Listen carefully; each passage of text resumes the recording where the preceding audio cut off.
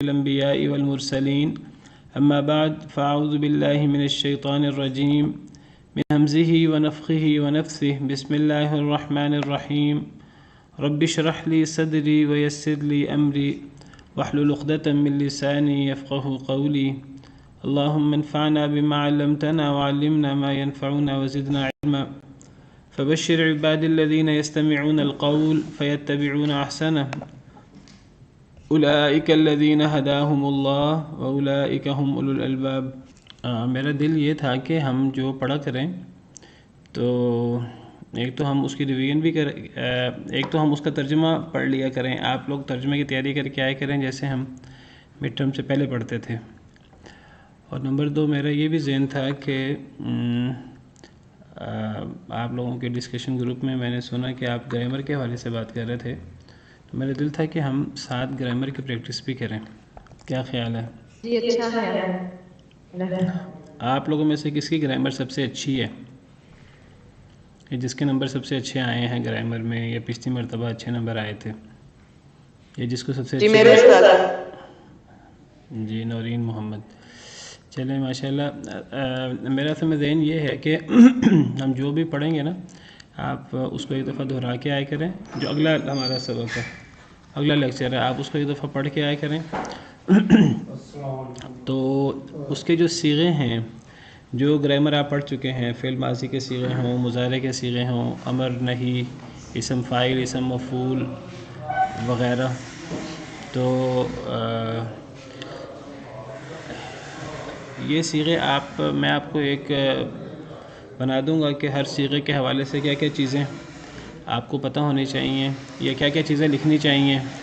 مثال کے طور پر ایک کالم ہو جس میں الفاظ ہوں، ایک کالم ہو جس میں روٹ ہو ان صیغوں کا، ایک کالم میں فعل ہو، ایک میں صیغہ ہو، یہ کون سا صیغہ ہے، اور ایک کالم میں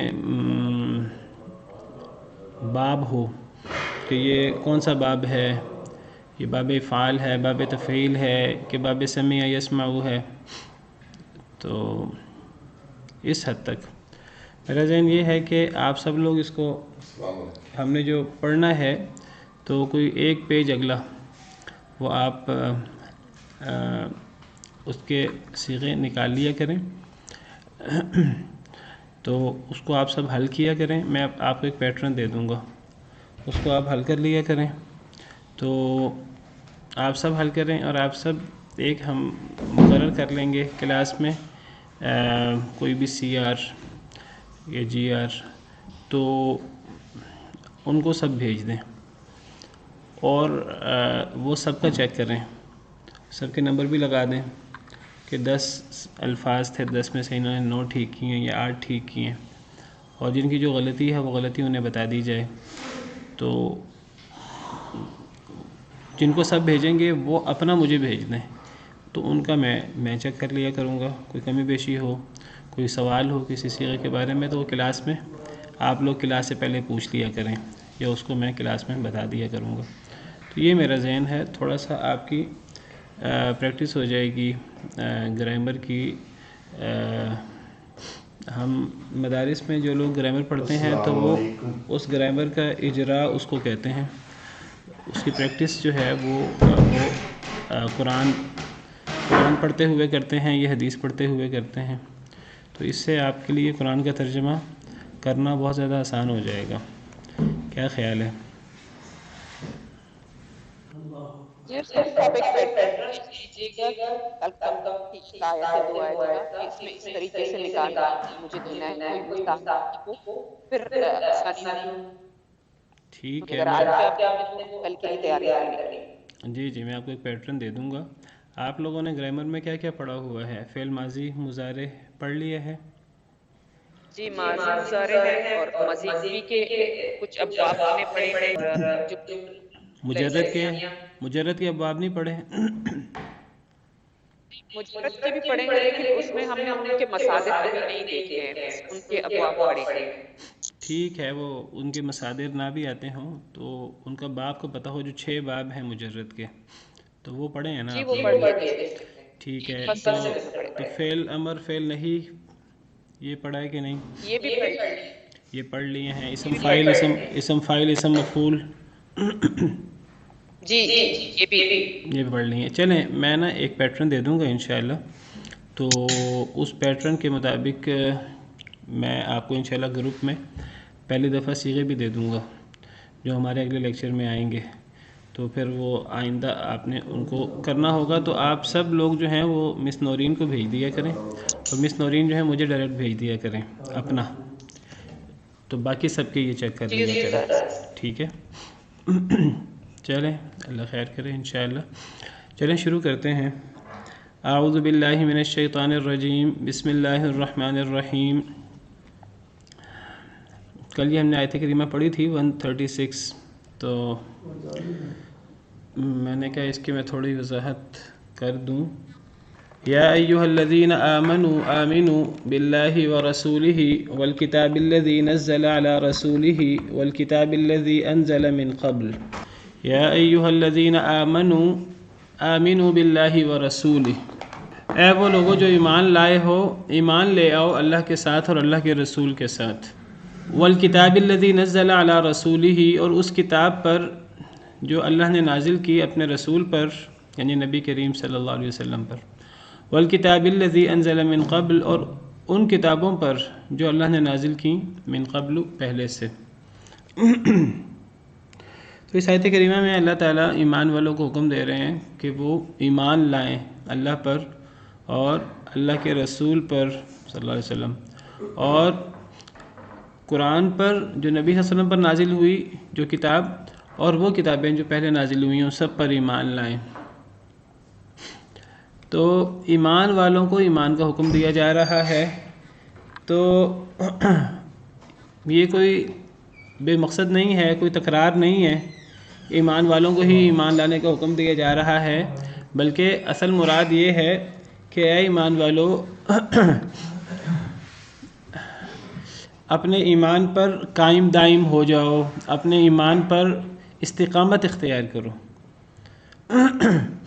اگر کوئی کمی بیشی ہے تو اس کمی بیشی کو پورا کرو. اللہ معاف کرے، بہت سے ایمان والے ایسے ہوتے ہیں کہنے کو تو وہ ایمان کا دعویٰ کر رہے ہوتے ہیں لیکن ایمان کے تقاضوں کے مطابق زندگی صحیح نہیں گزار رہے ہوتے. تو گویا کہ اللہ تعالیٰ حکم دے رہے ہیں کہ ایمان کے تقاضے تو بہت زیادہ ہیں. ایمان کے تقاضے یہ ہیں کہ انسان جو ہے وہ اللہ رسول کی خلاف ورزی نہ کرے، انسان اللہ اور رسول کے احکامات پر عمل کرے، چاہے آزمائش ہو، دنیاوی طور پر انسان کو ظاہری طور پر مشکلات کا سامنا کرنا پڑ رہا ہے، نقصان کا سامنا کرنا پڑ رہا ہے. جیسے ہم نے کل پڑھا، اگر عدل کی بات کرنی ہے، انصاف کی بات کرنی ہے، تو اگر انصاف اپنے خلاف جا رہا ہے اللہ اور رسول کے حکم پر عمل کرتے ہوئے، تو ایمان کا پھر جو تقاضا یہ ہے کہ انسان اپنے خلاف بات ہو، اپنے ماں باپ کے خلاف ہو، اپنے قریبی رشتہ داروں کے خلاف ہو، اپنے خواہش نفس کے خلاف ہو، دنیاوی مفادات کے خلاف ہو، انسان کو کوئی لگی لپٹی نہیں رکھنی چاہیے وہاں. تو اے ایمان والو اپنے ایمان پر استقامت اختیار کرو، اپنے ایمان پر مداومت اختیار کرو، اپنے ایمان کی کمی بیشیاں ختم کر کے صحیح طریقے سے اپنے ایمان پر عمل پیرا ہو جاؤ. یہ مراد ہے، واللہ تعالی عالم. یہ ایسے ہی ہے جیسے کہ ہر روز ہم سورہ فاتحہ دن میں کئی مرتبہ، ہم کم از کم 17 دفعہ تو پڑھتے ہیں کہ ہر روز کم از کم 17 رکعتیں فرض ہیں ہم پر، اور ہر رکعت میں سورہ فاتحہ پڑھنا ضروری ہے. تو کم از کم دن میں 17 مرتبہ تو ہم اہدنا الصراط المستقیم پڑھتے ہیں کہ اے اللہ تعالیٰ ہمیں سیدھے راستے کی ہدایت دے.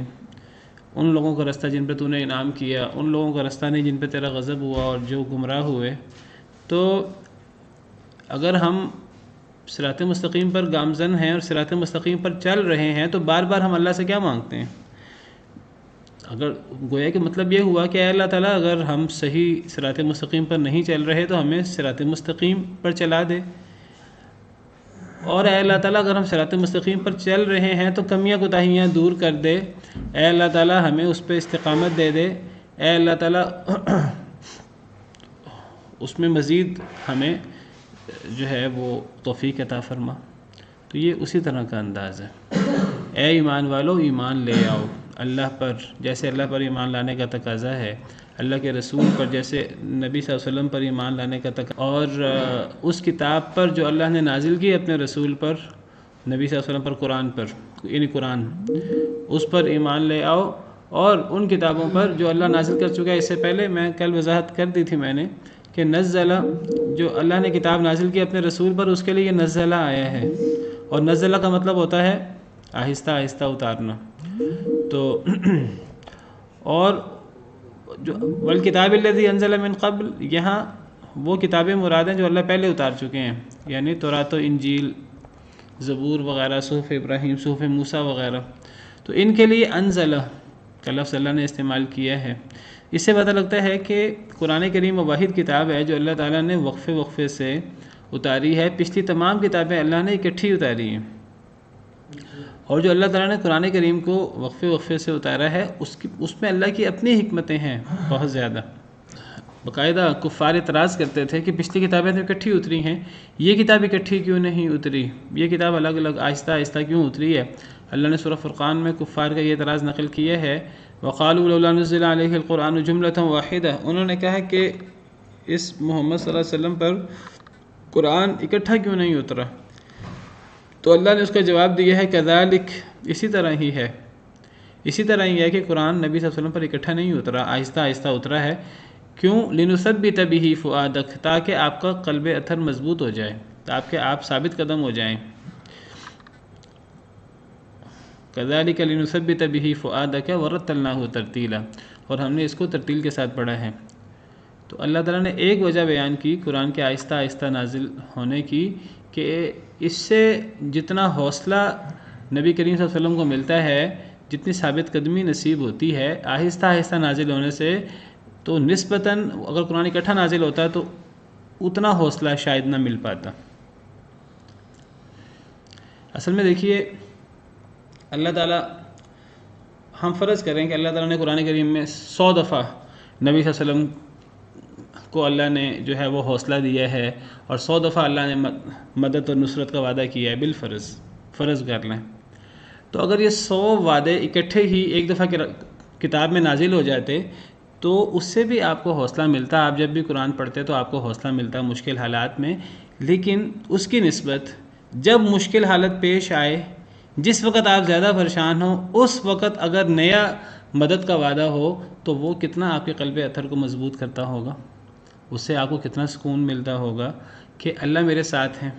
اصل میں انسان کی دل کی کیفیات مختلف ہوتی ہیں، کبھی انسان جو ہے وہ خوش ہے، کبھی انسان پریشان ہے، کبھی انسان اکیلا محسوس کر رہا ہے حالات کے مطابق، آزمائشوں کے مطابق، اور مکی دور میں تو آزمائشیں بھی بہت زیادہ تھیں۔ تو جب انسان مشکل حالت میں ہو اور اس وقت اللہ کی طرف سے وحی آئے اور اللہ کی مدد آئے، اور تو وہ آپ سمجھیے کہ وہ اس سے نبی کریم صلی اللہ علیہ وسلم کے قلب اطہر کو کتنی ٹھنڈک پہنچتی ہوگی اور کتنا سکون ملتا ہوگا۔ جب آپ غار ثور میں چھپے ہوئے ہیں حضرت ابوبکر صدیق کے ساتھ، اس وقت جب اللہ تعالیٰ فرماتے ہیں کہ جب نبی صلی اللہ علیہ وسلم نے فرمایا، وہ تو نبی صلی اللہ علیہ وسلم نے فرمایا لا تحزن ان اللہ معنا، حضرت ابوبکر صدیق نے کہا کہ یہ اگر نیچے دیکھ لیں تو ہمیں یہ تلاش کر لیں گے۔ نبی صلی اللہ علیہ وسلم نے فرمایا ما ظنک باثنین اللہ ثالثہما، ان دو کے بارے میں تمہارا کیا خیال ہے جن کا تیسرا اللہ ہے؟ تو جب اگر قرآن کی آیتیں اس موقع پر اتریں، الا تنصروه فقد نصره الله اذ اخرجه الذين كفروا ثاني اثنين اذ هما في الغار اذ يقول لصاحبه لا تحزن ان الله معنا، اگر تم مدد نہیں کرو گے اس کی، تو اللہ نے تو اس کی مدد کی جب اس کو اس کی قوم نے نکال دیا تھا، جب وہ دو میں سے دوسرا تھا، جب وہ دونوں غار میں تھے، اور جب وہ نبی اپنے ساتھی سے کہہ رہا تھا حضرت ابوبکر صدیق سے لا تحزن ان اللہ معنا، آپ گھبرائیں نہیں، اللہ ہمارے ساتھ ہیں۔ فانزل اللہ سکینتہ علیہ وایدہ بجنود لم تروها، اللہ نے اپنی سکینت نازل کی ان پر، اللہ نے اپنے ان لشکروں کو نازل کیا جن کو تم نہیں دیکھتے تھے۔ وجعل کلمۃ الذین کفروا السفلی، اللہ نے کافروں کا کلمہ نیچے کر دیا، وکلمۃ اللہ ہی العلیٰ، اور اللہ کا کلمہ تو بلند ہی ہے۔ تو جب یہ آیت مشکل حالت میں موقع پر اترے گی تو اس کا اثر کچھ اور ہوگا۔ یہ ویسے آیت بعد میں اتری ہے، لیکن جس وقت مشکل آئے اس وقت اگر وحی اترے گی اس کا اثر کچھ اور ہوگا۔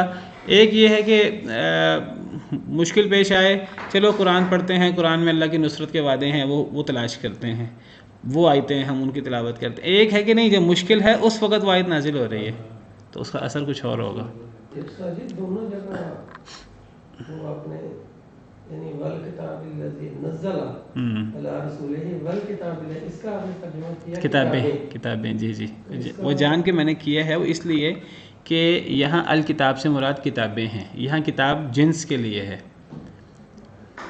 قرآن کریم میں کئی جگہ پر کتاب اصل میں جو الف لام ہوتا ہے نا، یہ الف لام جنس کے لیے بھی آتا ہے۔ مثلا میں آپ کو مثال دیتا ہوں، الحمد، کیا ہم اس کا معنی کرتے ہیں؟ تمام تعریفیں، ہر قسم کی تعریف۔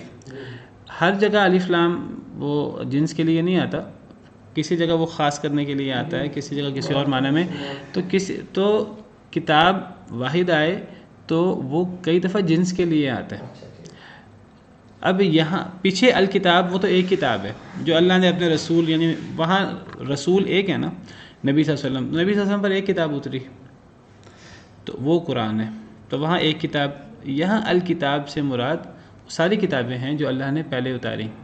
اور قرآن کریم میں اگر آپ غور کریں، قرآن کریم میں کئی جگہوں پر اللہ نے پچھلی سب کتابوں کے لیے کتاب کا لفظ استعمال کیا ہے، واحد کا لفظ استعمال کیا ہے، وہاں جنس مراد ہے۔ لقد ارسلنا رسولنا بالبینات، سورہ حدید آیت نمبر 25۔ لقد ارسلنا رسولنا بالبینات، البتہ تحقیق ہم نے بھیجا رسولنا، یہ رسول واحد ہے کہ جمع؟ یہ جمع ہے۔ ہم نے بھیجا اپنے رسولوں کو روشن نشانیوں کے ساتھ۔ وانزلنا معہم الکتاب، اور نازل کی ہم نے ان کے ساتھ، معہم، یہ زیادہ رسولوں کی بات ہو رہی ہے نا۔ اب جب زیادہ رسولوں کی بات ہے تو سب رسولوں پر ایک کتاب اتری، یہاں پھر وہ زیادہ کتابیں مراد ہیں۔ جن جن رسولوں پر اللہ نے کتابیں اتاری وہ زیادہ کتابیں مراد ہیں۔ والمیزان، اور میزان، ہر نبی کو اللہ نے میزان نازل کیا اور حکم دیا انصاف کا، لیقوم الناس بالقسط۔ اسی طرح ومریم ابنۃ عمران التی احسنت فرجہا، تو ومریم ابنۃ عمران التی احسنت فرجہا فنفخنا فیہ من روحنا وصدقت بکلمات ربہا وکتبہ، وصدقت بکلمات ربہا، انہوں نے تصدیق کی اپنے رب کے کلمات کی، وکتبہ، اپنے رب کی کتابوں کی، پچھلی کتابوں کی۔ یہاں ہماری قرأت میں تو وہ کتب ہی ہے، ایک متواتر قرأت میں وہ کتابی ہی بھی ہے، وصدقت بکلمات ربہا وکتابہ۔ تو اس سے پتہ لگتا ہے کہ کتابی ہی کتب ہی کے معنی میں ہی ہے۔ ایک قرأت میں کتب ہی ہے، ایک کتاب میں کتابی ہی ہے، ایک قرأت میں کتابی ہی ہے، ایک قرأت میں کتب ہی ہے۔ پتہ لگا کتب، کتاب اور کتب ایک معنی میں ہے۔ تو کتاب میں کئی جگہ پر ایک لفظ کتاب آئے تو وہ بھی کتب میں ہے جہاں اس سے زیادہ کتابیں مراد ہوں، تو اس لیے یہاں ہم الکتاب سے مراد زیادہ کتابیں لیں گے، وہ کتابیں جو اللہ پہلے نازل کر چکے ہیں۔ اس سے پتہ لگا پچھلی ساری کتابیں یک بارگی اتری ہیں، کیونکہ ان سب کتابوں کے ساتھ یہاں ایک کتاب نہیں مراد، یہاں سب کتابیں مراد ہیں پچھلی، تو ان کے ساتھ انزلہ کا لفظ ہے۔ اور جو پہلی کتاب ہے وہاں کتاب سے مراد ایک کتاب قرآن ہے، اور اس کے ساتھ نزلہ ہے، تو نزلہ کا مطلب آہستہ آہستہ اتارنا، اور انزلہ کا مطلب اکٹھا اتارنا، تو پچھلی ساری کتابیں اکٹھی اتری ہیں۔ اور اس کی دلیل قرآن کی یہ آیت بھی ہے، وَكَتَبْنَا لَهُ فِي الْأَلْوَاحِ مِنْ كُلِّ شَيْءٍ مَوْعِظَةً وَتَفْصِيلًا لِكُلِّ شَيْءٍ، اللہ نے حضرت موسیٰ کو جو کتاب دی تھی تورات، تو وہ تختیوں پہ لکھی ہوئی تھی، اور ساری وہ پوری کتاب اکٹھی اتری تھی۔ لیکن وہ پہلے 10 میں دیے، پھر اس کے بعد جی پہلے 10 دیے 10 کمانڈمنٹ، اس کے بعد پوری کتاب دی جب وہ لے کے گئے قوم کو۔ بہرحال وہ کتاب تو پوری اکٹھی اتری نا، وہ پوری تخت میں کتاب موجود تھی۔ جو آپ کہہ رہے ہیں پہلے 10 حکم دیے، باقی چیزیں بعد دی، وہ 10 حکم بعد کا حصہ تھے۔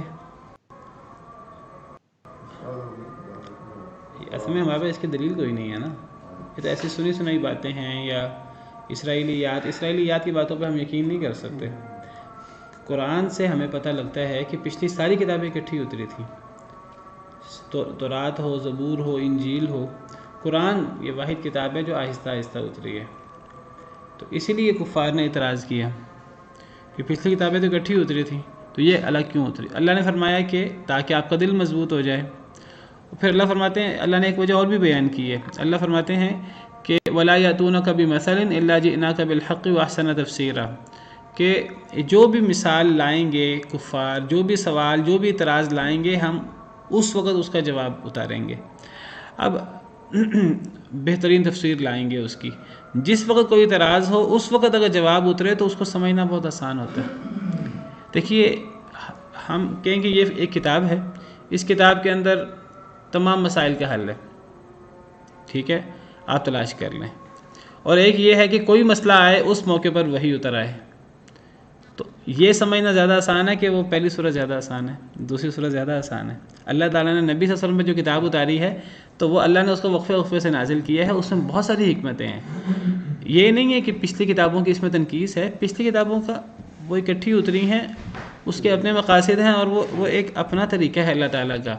بہرحال پچھلی کتابیں بھی کامل تھیں، اور پچھلی کتابوں سے بھی نبی فائدہ اٹھایا کرتے تھے۔ نبی صلی اللہ علیہ وسلم پر جو کتاب اتری اس میں یعنی اللہ تعالیٰ نے نبی کریم صلی اللہ علیہ وسلم کا قلب اطہر زیادہ مضبوط کیا، اس کو سمجھنا نبی کریم صلی اللہ علیہ وسلم کے لیے نسبتاً زیادہ آسان تھا، نبی صلی اللہ علیہ وسلم کے لیے بھی اور آپ کی قوم کے لیے بھی۔ زبانی یاد کرنا بھی زیادہ آسان تھا، اکٹھی کتاب ہو تو پورا یاد کرنا مشکل ہوتا ہے، وقفے وقفے سے جتنا اترے اتنا یاد کرنا آسان ہوتا ہے۔ تو بہت سارے فوائد ہیں قرآن کو آہستہ بتانے میں، یہ میرا اس کو موضوع نہیں ہے، تو ضرورت کے مطابق، اور جو بات جس موقع پر ضرورت ہو اس موقع پر وہ چیز اترے وہ زیادہ سمجھ آتی ہے، زیادہ یاد رہتی ہے۔ اچھا جی، تو فرمایا وَمَن يَأْتِهِ وَكُتُبِهِ وَالْيَوْمِ الْآخِرِ فَقَدْ ضَلَّ ضَلَالًا بَعِيدًا، جو کے ساتھ گمراہی میں مبتلا ہوا۔ تو اس سے پتہ لگتا ہے کہ یہ جن جن چیزوں کا ذکر ہوا ان کے ساتھ کفر نہیں کرنا چاہیے، ان کے ساتھ کفر یہ بہت دور کی گمراہی ہے۔ تو یہاں کون سی چیزیں ذکر ہوئی ہیں؟ ایک اللہ کے ساتھ کفر، ایک فرشتوں کے ساتھ کفر، ایک کتابوں کے ساتھ کفر، ایک رسولوں کے ساتھ کفر، اور ایک آخرت کے ساتھ کفر، 5 چیزیں بیان ہوئی ہیں۔ تو 5 چیزوں کے ساتھ جو کفر کرے، جو انکار کرے، تو وہ بہت بڑا گمراہ ہے، وہ بھٹک گیا اللہ کی طرف سے۔ تو اس کا مطلب ہے کہ ان 5 چیزوں کے ساتھ کفر نہیں کرنا چاہیے۔ تو کیا کرنا چاہیے؟ ایمان لانا چاہیے۔ تو گویا کہ ایمان کن کن چیزوں پر لانا چاہیے؟ اللہ پر، یعنی اسی کو الٹ کر لیں، اللہ پر ایمان لانا چاہیے، اللہ کے فرشتوں پر ایمان لانا چاہیے، اللہ کی کتابوں پر ایمان لانا چاہیے، اللہ کے رسولوں پر ایمان لانا چاہیے، اور آخرت پر ایمان لانا چاہیے۔ اللہ پر ایمان سے مراد صرف اللہ کو رب ماننا نہیں ہے، اللہ کو اللہ کی صفات کے ساتھ، اور اللہ تعالیٰ کو اللہ کے احکامات، اللہ کو اللہ کی صفات کے ساتھ ماننا، اللہ کو توحید الوہیت میں، ربوبیت میں، اسماء و صفات میں ایک ماننا، اللہ کو اس طرح ماننا جس طرح اللہ نے حکم دیا ہے، اللہ کے احکامات ماننا، اللہ کو رب ماننا، میں اللہ کو رب مانتا ہوں، اللہ کا حکم کوئی مانے نا، تو یہ اللہ پر ایمان نہیں ہے۔ اللہ کو ایک بندہ کہے جی میں تو اللہ کو رب مانتا ہوں، اللہ کے ساتھ اوروں کو شریک بناتا پھر ہے، یہ اللہ پر ایمان نہیں ہے۔ مشرکین بھی اس طرح اللہ پر ایمان لاتے تھے، یہ اللہ پر ایمان نہیں ہے۔ ایک بندہ کہے جی میں اللہ کو رب مانتا ہوں، اللہ کے رسول کو نہ مانے، بھئی اللہ نے تو اپنے رسول کو اپنا رسول مقرر کیا ہے، تو اللہ کے رسول کو ماننا یہ اللہ کو ماننا ہے۔ تو جو بندہ نبی صلی اللہ علیہ وسلم کو اللہ کے رسول نہ مانے، اس کا اللہ پر ایمان، وہ اللہ پر ایمان نہیں لا رہا۔ جو بندہ قرآن کو اللہ کی کتاب نہ مانے، اللہ فرماتے ہیں میں نے کتاب نازل کی ہے، اللہ فرماتے ہیں میں گواہ ہوں اس پر کہ میں نے کتاب نازل کی ہے اور اپنے علم سے نازل کی ہے۔ لیکن اللہ یشہد بما انزل الیک انزلہ بعلم، اللہ گواہی دیتے ہیں کہ اللہ نے جو آپ پر نازل کی ہے کتاب، اللہ نے کو اپنے علم سے نازل کیا ہے۔ اب ایک بندہ کہ میں اللہ کو تو مانتا ہوں، قرآن کو نہیں مانتا، تو ایمان تو نہیں ہے۔ ایک بندہ کہ میں اللہ کو تو مانتا ہوں، اللہ کا حکم نماز میں اس کو نہیں مانتا، میں نماز نہیں پڑھتا، تو یہ اللہ پر تو ایمان نہیں ہے۔ تو اللہ پر ایمان سے مراد کیا ہے کہ اللہ پر ویسے ایمان جیسے اللہ نے حکم دیا، اللہ پر ایمان لانا جیسے اللہ نے حکم دیا ہے، اللہ کو تو ربوبیت میں، الوہیت میں، اسماء و صفات میں ایک ماننا، اور اللہ کے تمام احکامات کو ماننا۔ ویسے اگر ہم غور کریں تو ایمان باللہ کے اندر ایمان کے سارے باقی ارکان آ جاتے ہیں۔ اگر یہ بھی کہہ دیا جائے کہ اگر کوئی شخص صرف اللہ پر ایمان لے آئے، صحیح جو اللہ پر ایمان لانے کا معنی ہے، تو وہ کامیاب ہو گیا۔ اسی لیے کسی شخص نے سوال کیا نبی صلی اللہ علیہ وسلم سے کہ ایمان کی تفصیلات بہت زیادہ ہو گئی ہیں، مجھے کوئی مختصر بات بتائیے۔ تو نبی صلی اللہ علیہ وسلم نے کیا فرمایا تھا؟ قل آمنت باللہ ثم استقم. مختصر بات اگر سننا چاہتے ہیں تو سنو، تم کو میں اللہ پر ایمان لایا پھر اس پہ ڈٹ جاؤ. اب کوئی بندہ یہاں سے کہ جی ٹھیک ہے جی اللہ پر ایمان، نہ نبیوں پر ایمان کی ضرورت ہے، نہ قرآن پر ایمان کی ضرورت ہے، نہ فرشتوں پر ایمان کی ضرورت ہے، نہ آخرت پر ایمان کی ضرورت ہے، نہ اللہ کے کسی حکم کو ماننے کی ضرورت ہے، نماز زکوٰۃ روزہ سب معاف ہو گئے. نہیں، یہ مراد تو نہیں ہے. یہ تو وہی چیز جو ہے وہ آپ سمجھے دریا کو کوزے میں بند کر دیا ہے کہ کہو میں اللہ پر ایمان لایا، ڈٹ جاؤ، پوری زندگی اللہ کے حکم کے مطابق گزار دو. فاستقم کما امرت، قرآن بھی یہی کہ اے نبی صلی اللہ علیہ وسلم جیسے آپ کو حکم دیا کہ ڈٹ جائے، وہ آپ کے ساتھ ماننے والوں کو بھی جیسے اللہ نے ویسے ڈٹ جائیں. یعنی آپ سمجھے دریا کو کوزے میں بند کر دیا. یہ ساری تفصیلات جو ایمان کی ہیں، اسلام کی ہیں، احسان کی ہیں، ساری تفصیلات اس کے اندر آ جاتی ہیں. میں نے اس لیے وضاحت یہ کر دی کہ ایک تو تفصیل ہے ایمان باللہ، ایمان بالملائکہ، ایمان بالکتب، ایمان بالرسل. یہ تمام تفصیلات کو ماننا، یہ اجمالاً اس کو ہم ایمان باللہ کہہ سکتے ہیں. میں نے اس لیے وضاحت کی کہ قرآن کریم کی بعض آیات سے بعض لوگ غلط معنی اخذ کرتے ہیں. وہ کہتے ہیں دیکھو جی قرآن کی بعض آیات میں ہے کہ وہ کوئی یہودی ہو، کوئی عیسائی ہو، کوئی فلاں ہو، کوئی فلاں ہو، جو اللہ پر ایمان لائے اور آخرت پر ایمان لائے تو کامیاب ہو. سورہ بقرہ میں پہلے پارے میں آیات والصابرین. اب کچھ لوگ اس کا آیت کا کیا معنی کرتے ہیں؟ بالکل غلط معنی کرتے ہیں. کہتے ہیں میں اس آیت سے ملتا ہے کہ ایمان والے ہوں، یہودی ہوں، عیسائی ہوں، صابی ہوں، جو بھی اللہ پر ایمان لے اور آخرت پر ایمان لے آئے تو وہ کامیاب ہو گیا. کہتے ہیں نبی صلی اللہ علیہ وسلم پر ایمان لانے کی ضرورت نہیں ہے، قرآن پر ایمان لانے کی ضرورت نہیں ہے، فرشتوں پر ایمان لانے کی ضرورت نہیں، بس اللہ پر ایمان کافی ہے. یہودی بھی اگر اچھے ہیں، یہودی رہتے ہوئے کسی کو تنگ نہیں کرتے، اگر یہودی بھی جنت میں جا سکتے ہیں، عیسائی بھی عیسائی رہتے ہوئے جنت میں جا سکتے ہیں، فلاں فلاں بھی. یعنی قرآن کو سمجھا ہی نہیں اور قرآن کا بالکل غلط معنی ہے. بھی اللہ پر ایمان جو بندہ لائے اور آخرت پر ایمان لائے، اللہ پر ایمان میں ساری چیزیں آ جاتی ہیں. تو بہرحال ایمان باللہ، ایمان بالملائکہ، اللہ کے فرشتوں پر ایمان، اپنی مرضی سے نہیں، جیسے اللہ نے بتایا ہے. جن جن فرشتوں کا اللہ نے جو صفات بتائی ہیں، جن جن فرشتوں کا اللہ نے نام بتایا ہے، ان فرشتوں کے نام کے ساتھ ایمان لانا. جن فرشتوں کی جو صفات بتائی ہیں، ان فرشتوں کی وہ صفات ماننا. جن فرشتوں کے بارے میں اللہ نے مجمل بات کی ہے کہ وہ فرشتے اللہ کے حکم کی خلاف ورزی نہیں کرتے، بہت طاقتور ہیں، غلاظ شداد لا یعصون اللہ ما امرہم، بہت سخت دل ہیں، بہت سخت جان ہیں، اور وہ اللہ کے حکم کی خلاف ورزی نہیں کرتے. وَيَفْعَلُونَ مَا يُؤْمَرُونَ، جو اللہ حکم دیتے ہیں وہ کرتے ہیں. جہنم پر 19 فرشتے مقرر ہیں، اور جو اللہ نے بیان فرمایا فرشتوں کے بارے میں وہ کھاتے نہیں ہیں، پیتے نہیں ہیں، ہر وقت اللہ کی تسبیح کرتے ہیں. قرآن سے ثابت ہوتا ہے فرشتوں میں کوئی نر مادہ کا تصور نہیں ہے، تناسل نہیں ہے ان کے اندر، نکاح وغیرہ کا سلسلہ نہیں ہے. وہ صفوں میں اللہ کی عبادت کرتے ہیں، تسبیح کرتے ہیں، تدبیر کرتے ہیں اس کائنات کی، جیسے اللہ نے حکم دیا. جو اللہ نے بیان کیا فرشتوں کے بارے میں وہ ماننا. جنت کے دروغ کا نام رضوان ہے، جہنم کے دروغ کا نام مالک ہے، اور دیگر چیزیں قرآن و حدیث سے جو ثابت ہیں. ایک موت کا فرشتہ ہے جس کو ملک الموت کہتے ہیں، اس کے کچھ فرشتے آوان انصار ہیں. جو کچھ فرشتوں کے بارے میں ہے وہ ماننا. کتابوں پر ایمان لانا. کتابوں پر ایمان یعنی ایک تو قرآن پر تفصیلی ایمان ہے، ٹھیک ہے جی، قرآن پر ایمان بھی لانا، اور قرآن کے جو حقوق ہیں، اور قرآن کی ایک ایک آیت، اور پھر پچھلی کتابوں پر اجمالی ایمان، جتنا اللہ نے بتایا ہے اتنا. تورات ایک کتاب تھی، ایک کتاب کا نام انجیل ہے، حضرت عیسیٰ علیہ السلام پر اتری. ایک کتاب زبور ہے، حضرت داؤد علیہ السلام پر اتری. صحف ابراہیم ہے، صحف موسیٰ ہے. جو بندہ ان میں سے کسی ایک بات کا انکار کرے تو وہ کافر ہو جاتا ہے. حضرت ابراہیم علیہ السلام پر بھی وہی اتری ہے، حضرت اسماعیل پر بھی، حضرت اسحاق پر بھی، حضرت یعقوب علیہ السلام پر بھی. قولوا آمنا باللہ وما انزل الینا وما انزل الی ابراہیم واسماعیل واسحاق ویعقوب والاسباط وما اوتی موسیٰ وعیسیٰ وما اوتی النبیون من ربہم. ہر نبی کو جو اللہ نے دیا، جتنا ہمیں پتہ ہے اتنا ماننا. جتنا اجمالاً پتہ ہے اتنا اجمالاً ماننا. جتنا تفصیلاً پتہ ہے اتنا تفصیلاً ماننا.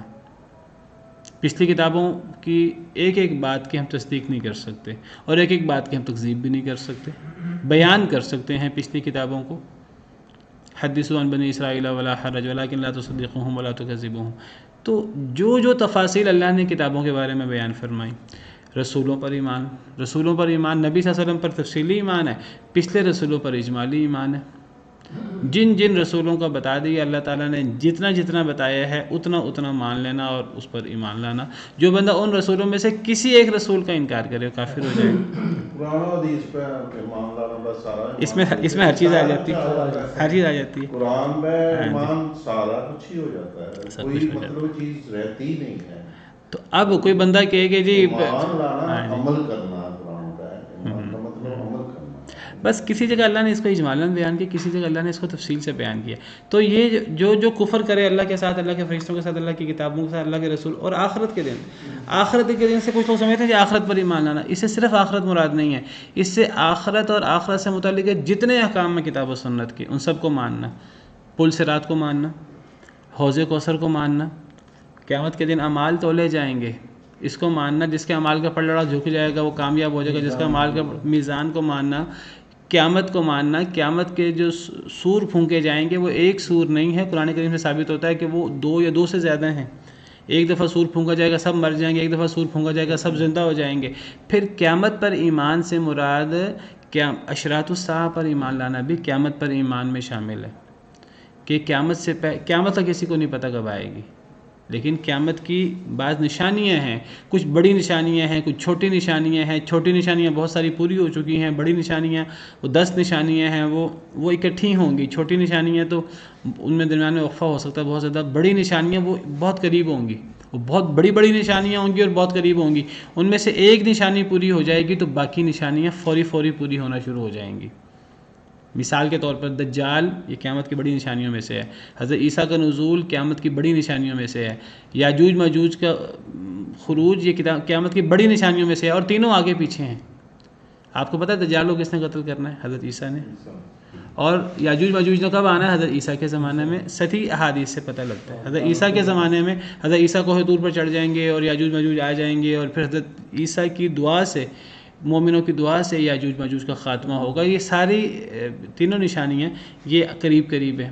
تو قیامت پر ایمان میں قیامت سے متعلقہ، قیامت پر، بعث بعد الموت پر، الموت وما بعد الموت، اور قیامت سے متعلقہ ہر چیز پر ایمان لانا، یہ سب چیزیں اس میں شامل ہیں. تو یہاں 5 ایمانیات کی باتیں بیان ہوئی ہیں: ایمان باللہ، ایمان بالملائکہ، ایمان بالکتب، ایمان بالرسل، ایمان بالیوم الآخر، اور ایک اور بھی ہے. وہ کون سی ہے؟ تقدیر پر، جس کا یہاں ذکر نہیں ہے. وہ تقدیر پر، اس کا ذکر دوسری آیات میں ہے.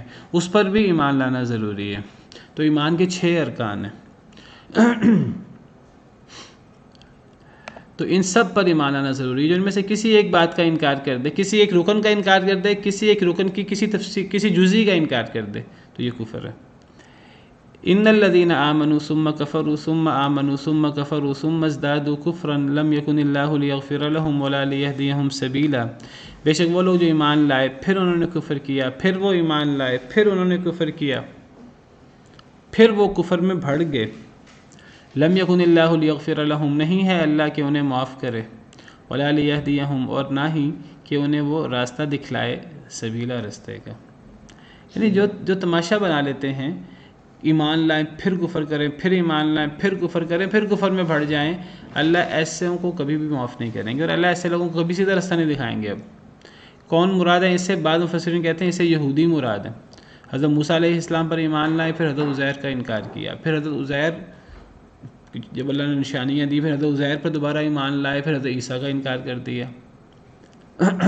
جو پھر لوگ توبۃ النصوح نہ کریں، جی جو توبۃ النصوح نہ کریں، اصل میں جو لوگ جو اس طرح کا مظاہرہ کریں نا، ایمان لائیں پھر کفر، پھر ایمان پھر کفر، اور یہ تماشا بنا لیں، ایسے لوگوں کو الا ماشاء اللہ توبہ کی توفیق بھی نہیں ملتی. تو حضرت موسیٰ پر ایمان لائے، حضرت عزیر کا انکار کر دیا، حضرت عزیر پر ایمان لائے، حضرت عیسیٰ کا انکار کر دیا، پھر نبی صلی اللہ علیہ وسلم کا انکار کر دیا، پھر کفر میں بہت شدید ہو گئے. اب ایسے لوگوں کو اللہ کیسے ہدایت دے؟ بہت کم لوگ ہیں جو ان میں سے ایمان لائے. عزیر علیہ السلام کو بھی اللہ کا بیٹا کہتے ہیں. حضرت عزیر کو اللہ کا بیٹا کہتے تھے. بعض مفسرین کہتے ہیں اس سے منافق مراد ہیں، کہ وہ اصل میں تو کافر تھے، کبھی موقع آتا تو اپنے آپ کو مسلمان ثابت کرنے کے لیے بڑے دعوے سے جی ہم مسلمان ہیں، کافروں کے پاس جا کے جی ہم تو کافر ہیں، مسلمانوں کے پاس آ کرتے ہم تو مسلمان ہیں، کافروں کے پاس جا کے ہم تو کافر ہیں. تو یہ جو اس طرح تماشا بنا لیتے ہیں دین کو، تو یہ کفر میں کافروں سے بھی زیادہ شدید ہو جاتے ہیں. ایسے لوگوں کو پھر توفیق بھی نہیں ملتی، ایسے لوگوں کو اللہ کبھی معاف بھی نہیں کریں گے، اور ایسے لوگوں کو اللہ کبھی سیدھے راستے کی ہدایت بھی نہیں دیں گے. جیسے پہلے پارے میں ہم نے پڑھا وَإِذَا لَقُوا الَّذِينَ آمَنُوا قَالُوا آمَنَّا وَإِذَا خَلَوْا إِلَىٰ شَيَاطِينِهِمْ قَالُوا إِنَّا مَعَكُمْ إِنَّمَا نَحْنُ مُسْتَهْزِئُونَ. مسلمانوں سے ملتے ہیں کہتے ہیں ہم ایمان لائے، کافروں سے ملتے ہیں اپنے سرداروں سے یہود سے تو کہتے ہیں جی ہم تو تمہارے ساتھ ہیں، ہم تو ان سے مذاق کر رہے تھے. کبھی ایمان کبھی کفر، کبھی ایمان کبھی کفر. تو ایسے لوگوں کو پھر اللہ ہدایت بھی نہیں دیتے والعیاذ باللہ. بشر المنافقین، بشارت دے دو منافقین کو بان لہم عذابا علیما، کہ بے شک ان کے لیے دردناک عذاب ہے. اس آیت سے پتہ لگتا ہے کہ شاید زیادہ غالب معنی پیچھے منافقین مراد ہیں، بعض مفسرین نے یہود بھی مراد لی ہیں. منافقین کو بشارت دے دو کہ بے شک ان کے لیے دردناک عذاب ہے. دردناک عذاب کی بشارت تو نہیں ہوتی، بشارت تو اچھی چیز کی ہوتی ہے. تو یہ طنز ہے کہ جس طرح منافقین مذاق کرتے ہیں، اللہ تعالیٰ جو اللہ سے یا ایمان والوں سے جیسا معاملہ کرتا ہے اللہ اس کے ساتھ ویسا معاملہ کرتے ہیں. جو مذاق اڑاتے ہیں پھر اللہ بھی ان کا مذاق اڑائیں گے. اللہ یستہزئ بہم ویمدہم فی طغیانہم یعمہون، اللہ بھی ان کا مذاق اڑائیں گے اور اللہ انہیں ڈھیل دے دیتے ہیں ان کی اپنی سرکشی میں. یہ حیران پریشان پھرتے ہیں. جو اللہ کو دھوکہ دینے کی کوشش کرتے ہیں اللہ انہیں دھوکہ دیتے ہیں. تو یہ ایک مذاق ہے، اور یہ بشارت دے دو منافقین کو، ان کے لیے دردناک عذاب ہے. اس میں بڑی سخت وعید ہے، بڑا اللہ کی ناراضگی کا اظہار ہو رہا ہے. الذین یتخذون الکافرین اولیاء من دون المؤمنین، وہ لوگ، یعنی یہ منافقین کی وضاحت ہو رہی ہے. منافقین کون ہوتے ہیں؟ منافقین کی صفات میں سے ایک بڑی صفت کیا ہے کہ وہ لوگ جو پکڑتے ہیں کافروں کو دوست مومنین کو چھوڑ کر، مومنین کو چھوڑ کر کافروں کو دوست پکڑ لیتے ہیں. کافروں کے پاس گئے تو جا کر کہا کہ ہم تو تمہارے ساتھ ہیں، ہم تو ان کے ساتھ نہیں ہیں، ان کے ساتھ تو ہم مذاق کرتے ہیں، تمہارے ساتھ تو ہم مذاق نہیں کرتے. تو مومنین کو چھوڑ کر کافروں کو دوست بنائیں. تو یہ منافقین کی صفت ہے. تو اب جو منافقین ہیں کبھی ایمان کبھی کفر، اور اندر سے کفر اوپر سے ایمان، تو ایسے لوگ پھر کافروں کو، یہود و نصارہ کو دوست بناتے ہیں ایمان والوں کو چھوڑ کر. اچھا کوئی شخص جو ہے وہ کہ میں منافق تو نہیں ہوں، میں تو پکا مومن ہوں، لیکن رویہ اس کا یہ ہو کہ وہ مومنوں کی بجائے زیادہ کافروں کو دوست بنائے. تو کافروں کو دوست بنانا یہ تو منافقین کی صفت ہے، اللہ معاف کرے. ہاں کوئی بندہ کسی کافر کے ساتھ اس لیے اٹھے بیٹھے اسے دعوت دیں، وہ ایک الگ چیز ہے. اور ایک جگہ شیطان کو دوست بنانا اس طرح جیسے نور سے اور ظلمات میں اس کا بھی ذکر ہے. تو کافروں کے ساتھ اٹھنا بیٹھنا، کافروں سے میل جول رکھنا، اصل میں منافقین کافروں سے اس لیے میل جول رکھتے تھے، کافروں کے پاس دنیاوی مفادات، دنیا کئی دفعہ زیادہ ہوتی ہے، یہود کے پاس دنیا کی نعمتیں زیادہ ہوتی تھی. تو جی ہمیں وہاں عزت ملے گی، ہمیں ان کے ساتھ میل جول میں ہماری عزت ہوگی، اور یہ ہوگا اور وہ ہوگا. تو اللہ نے فرمایا ایبتغون عندهم العزہ، کیا وہ تلاش کرتے ہیں ان کے پاس عزت؟ فإن العزة للہ جمیعا، پس بے شک عزت تو ساری کی ساری اللہ کے لیے ہے. عزت تو اللہ کے قبضہ قدرت میں ہے. اللہ جس کو عزت دے تو عزت تو اس کی ہے. تو یہ تو بڑا دھوکہ ہے کہ عزت کافر کے پاس ہے، عزت مالدار کے پاس ہے. اصل عزت تو وہ ہے جو اللہ دیتے ہیں. اب فرعون بڑا مال تھا، حضرت موسیٰ، اب آج عزت کس کی ہے؟ عزت حضرت موسیٰ علیہ السلام کی ہے. کافر بھی وہ حضرت موسیٰ علیہ السلام کا نام لیتے ہیں، فرعون کا نام تو نہیں لیتے، حالانکہ فرعون کے نقش قدم پر چلتے ہیں. لیکن عزت تو اللہ کے لیے ہے. جب عزت اللہ کی ہے، اللہ کس کو عزت دیتے ہیں؟ اللہ عزت نبی کو دیتے ہیں، اللہ عزت مومنین کو دیتے ہیں. بعض دفعہ اللہ کی طرف سے آزمائش ہوتی ہے، تھوڑا سا لیٹ ملتی ہے، وہ انسان سے صبر نہیں ہوتا. تو سورہ منافقین میں اللہ نے فرمایا ہے وَلِلَّهِ الْعِزَّةُ وَلِرَسُولِهِ وَلِلْمُؤْمِنِينَ. یہ عزت جو اللہ کی ہے، یہ عزت اپنے رسول کو بھی دیتے ہیں اور ایمان والوں کو بھی دیتے ہیں. وَلِلَّهِ الْعِزَّةُ وَلِرَسُولِهِ، سورہ منافقون آیت نمبر 8. یہ بدبختوں نے کہا تھا منافقین نے کہ اگر ہم مدینہ لوٹے تو عزت والا ذلیل کو نکال دے گا. تو اللہ نے فرمایا کہ عزت تو اللہ کی ہے اور رسول کی ہے اور ایمان والوں کی ہے، منافقین نہیں جانتے. یہ جس بدبخت نے یہ بات کہی تھی اسی کا بیٹا مسلمان تھا. اس کے بیٹے نے کہا کہ عزت والے تو اللہ کے رسول ہیں، اللہ کے رسول ہیں اور ایمان والے ہیں، ذلیل تو تم ہو، میں تمہیں مدینہ میں داخل نہیں ہونے دوں گا. نہیں داخل ہونے دیا. نبی صلی اللہ علیہ وسلم نے اجازت دی تو داخل ہونے دیا. عزت کس کی ہوئی؟ عزت تو اللہ کے رسول اور ایمان والوں کی ہوئی. لیکن منافقین کو یہ بات سمجھ میں نہیں آتی، اور کمزور ایمان والوں کو اللہ معاف کرے یہ بات سمجھ میں نہیں آتی. وہ عزت کے لیے دنیا دار لوگوں کے پاس، کفار کے پاس، تو عزت تو ساری کی ساری اللہ کے لیے ہے. جب اللہ کے لیے ہے اللہ جس کو چاہے دے. اللہ کس کو دے گا؟ اللہ اپنے رسول کو دے گا، ایمان والوں کو دے گا. وَقَدْ نَزَّلَ عَلَيْكُمْ فِي الْكِتَابِ أَنْ إِذَا سَمِعْتُمْ آيَاتِ اللَّهِ يُكْفَرُ بِهَا وَيُسْتَهْزَأُ بِهَا فَلَا تَقْعُدُوا مَعَهُمْ حَتَّى يَخُوضُوا فِي حَدِيثٍ غَيْرِهِ. اور تحقیق اس نے نازل کیا تمہارے اوپر کتاب میں، ان اذا سمعتم آیات اللہ، یہ کہ جب تم سنو اللہ کی آیتوں کو، یکفر بہا، کہ کفر کیا جا رہا ہے ان کے ساتھ، ویستہزأ بہا، اور مذاق اڑایا جا رہا ہے ان کا، فلا تقعدوا معهم، بس نہ تم بیٹھو ان کے ساتھ، حتی یخوضوا فی حدیث غیری، حتیٰ کہ وہ مگن ہو جائیں کسی اور بات میں. اللہ نے کتاب میں یہ بات بھی نازل کی ہے کہ جب تم اللہ کی آیتوں کو سنو کہ ان کا انکار کیا جا رہا ہے اور اللہ کی آیتوں کا مذاق اڑایا جا رہا ہے. اللہ کی آیتوں کا انکار یہ انکار ہوتا ہے، اللہ کی آیتوں کا مذاق یہ بھی انکار ہوتا ہے. کئی لوگ اللہ معاف کرے اللہ کی آیتوں کا مذاق اڑاتے ہیں، ہنس کھیل رہے ہوتے ہیں اللہ کی آیتوں کے بارے میں، انہیں نہیں پتہ ہوتا کہ یہ انکار ہے اللہ کی آیتوں کا. منافقین ہنستے کھیلتے تھے، مذاق اڑاتے تھے.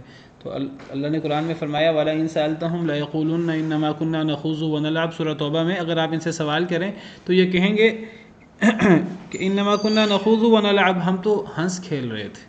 اللہ فرماتے ہیں قل باللہ وآیاتہ ورسولہ کنتم تستہزئون، کیا کھیلنے کے لیے اللہ اور اللہ کی آیتیں اور اللہ کے رسول ہی رہ گئے ہیں. لا تعتذروا، عذر پیش نہ کرو، قد کفرتم بعد ایمانکم، تم اپنے ایمان کے بعد کفر کر چکے ہو. اللہ کی آیات کا مذاق کفر ہوتا ہے. تو جب تم سنو اللہ کی آیتوں کا انکار کیا جا رہا ہے، اللہ کی آیتوں کا مذاق اڑایا جا رہا ہے، تو وہاں نہ بیٹھو حتیٰ کہ وہ کسی اور بات میں مگن ہو جائیں. انکم اذا مثلہم، بے شک تم اس وقت ان کی مثل ہو گئے. یعنی اگر تم وہاں بیٹھے رہے اس مجلس میں، جس مجلس میں اللہ کی آیتوں کا مذاق اڑایا جا رہا ہے، اگر تم بیٹھے رہے، دعوت نہیں دی اور روکا بھی نہیں اور بیٹھے رہے، ایک مجلس میں موسیقی لگی ہوئی ہے، ایک مجلس میں گانا بجانا ہو رہا ہے، ایک مجلس میں شراب پی جا رہی ہے اللہ معاف کرے، ایک مجلس میں اللہ اور اللہ کی حدود کا مذاق اڑایا جا رہا ہے، قرآن کا مذاق اڑایا جا رہا ہے، ایک بندہ وہاں اصلاح نہیں کرتا اور بیٹھا رہتا ہے، چپ بیٹھا رہتا ہے، کچھ بھی نہیں کر رہا، اس کو وہاں نہیں بیٹھنا چاہیے. جو وہاں بیٹھا رہے گا وہ انہی میں اس کا شمار ہوگا. والعیاذ باللہ. حدیث میں آتا ہے کہ وہ ایک مجلس میں لوگ شراب پی رہے تھے، تو نبی صلی اللہ علیہ وسلم نے فرمایا کہ جو اس مجلس میں بیٹھے گا مسلمانوں میں سے، وہ شراب پینے والوں میں اس کا شمار ہوگا، چاہے وہ پیے یا نہ پیے. والعیاذ باللہ.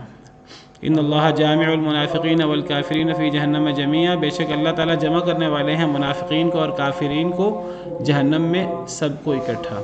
والعیاذ باللہ. باقی انشاءاللہ آئندہ.